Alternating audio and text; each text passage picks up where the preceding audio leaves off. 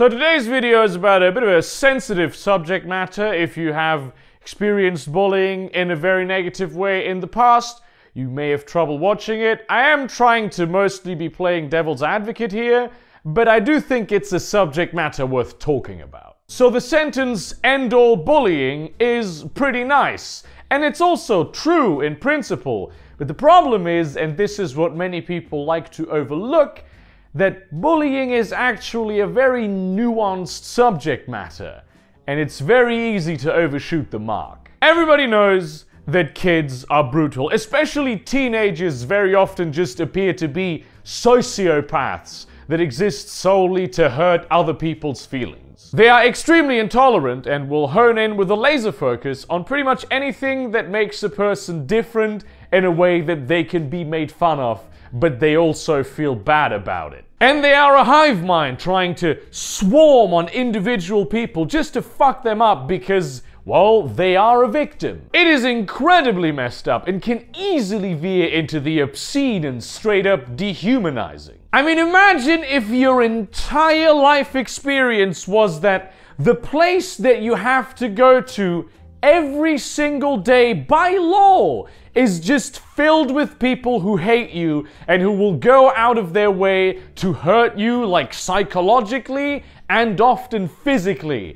And there's nothing anyone appears to be willing to do about it. I mean, at this point, you're basically a kid. Anytime an adult tells you, oh, it's gonna get better, that's not actually something you can viscerally understand yet. There is no way for you to imagine a world where that doesn't happen all the time. It's the only thing you've ever known. And especially in your formative years, these things can leave deep, deep scars. I have had a lot of experience with bullying. I have been bullied, I have been a bully, I have encouraged bullies, and I have interfered with bullies, sometimes multiple of these at the same time. So I was being bullied in one area of my life, mainly like my home and family life, and then I went to school to pick out a bunch of kids that I would protect from being bullied by other bullies, while myself bullying kids that were not the ones I had chosen to protect. And I realized all of this just years later, all these connections I wasn't even able to make at the time. So the idea of never subjecting anyone to that kind of thing is, you know, pretty nice, but unfortunately,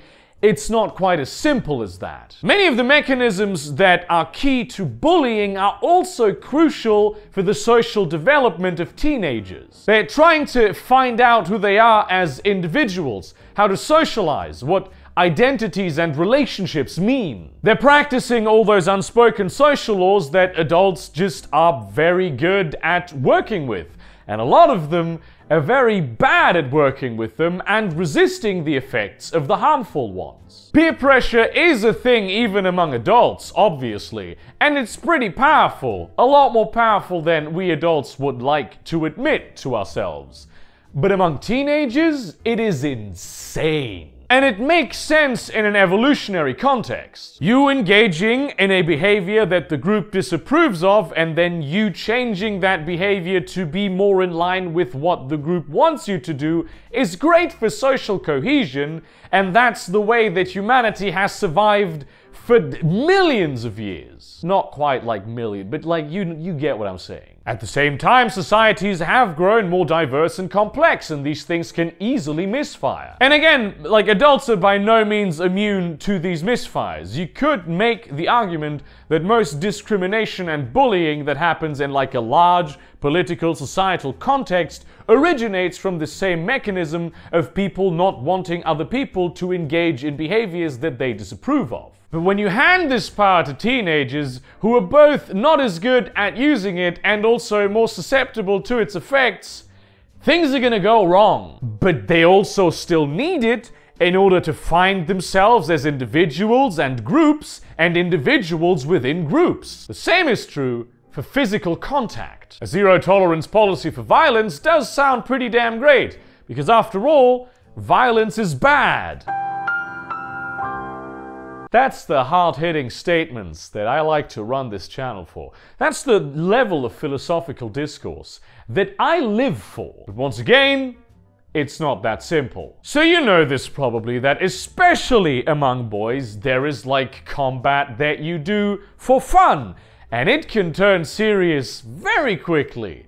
The line is very thin, but it is also an exercise of trust building. The other guy not fucking you up when he has you on the ground and would be in a position to do so is similar to people doing trust falls in like seminars so they can get to know each other. Plus, for a lot of young boys, this is the only kind of physical touch that they get outside of home. Then you consider all the people whose behavior does not fall into the traditional boy-girl gender dichotomy, and then you have just a whole world of new complexities to deal with. I mean, all of these kids experience these things in very different manners. They do not have a strong moral compass yet because they've not been able to develop it, and also they generally lack the empathy to stop them from being cruel. There is this notion out there that humans are just completely rational creatures and can just alter their behaviors by thinking about them consciously.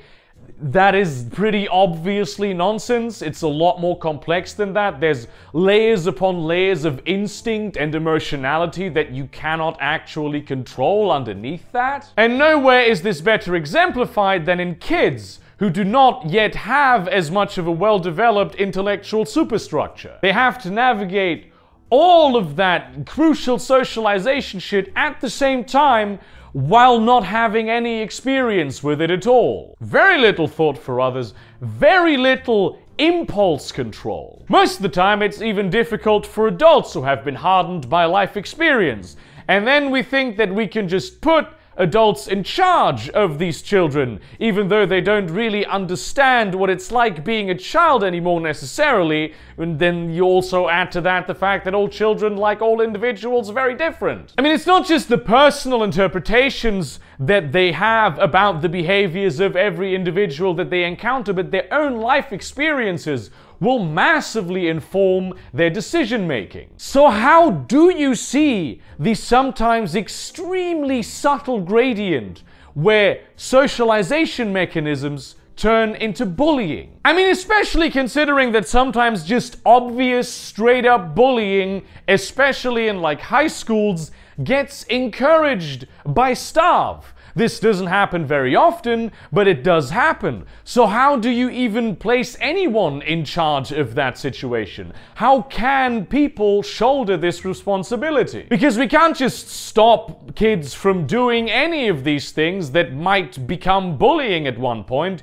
because that would completely stunt their emotional and social development. I mean, what do we do, right? I don't have an answer to this, and neither do thousands of people who are way smarter than me that have dedicated their entire lives to this question. Even bullies themselves, which we so like to villainize, are complex people. So very often, bullies will just be getting bullied at home by their parents or families or whatever, which, I mean, that we call abuse. It still boils down very often to the exact same thing, and being able to bully other kids in school is the only time that they ever feel in control of their life. As like a teacher, it's way easier to punish the kid for bullying and trying to stop that, instead of trying to stop the abuse that's going on at home. But do you really want to, like, take away that kid's only valve to get off the pressure? And I mean, how do you even know that abuse is involved at home? The kid's probably not gonna fucking tell you. I can tell you that much for free. And what if you have a bullied kid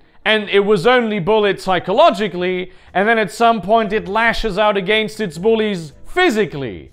Does it now become a worse bully? What is worse even, psychological or physical abuse? When I was a kid, I remember throat punching a guy because he was bullying me, and I got reprimanded for it, and he stopped bullying me. I remember a different later situation. I throat punched a different guy, hoping to achieve the same results. I was not reprimanded, but the guy and his friends later found me and beat the shit out of me. This is all very complicated stuff, and though it may feel morally righteous to do so, I do think that viewing everything through the simplified lens of bullying bad can do a lot more harm than good. I'm actually very curious on like your personal experience, both as victims of bullying and as bullies, and also intellectual and academic opinions on the subject matter, so please do leave all of those down in the comments. Thank you very much for watching this video. Yeah, I mean, like, comment, especially subscribe. I am really curious about this. I've been doing a lot of videos where I've been trying to like ask questions because I want to sort of expand my horizons with the topics that I am talking about. Consider supporting me on Patreon or Subscribestar, maybe buying some of the merchandise or my short story collection, potentially, who knows. And in that spirit, I mean, bullying is not the only thing that you should be viewing in grayscale, but maybe do, like, reconsider some of the past things that you have experienced and that you have maybe done. This, like, writing this brought up some shit that I'm not happy remembering it. But it did. But I'm okay. And see you around, cunts.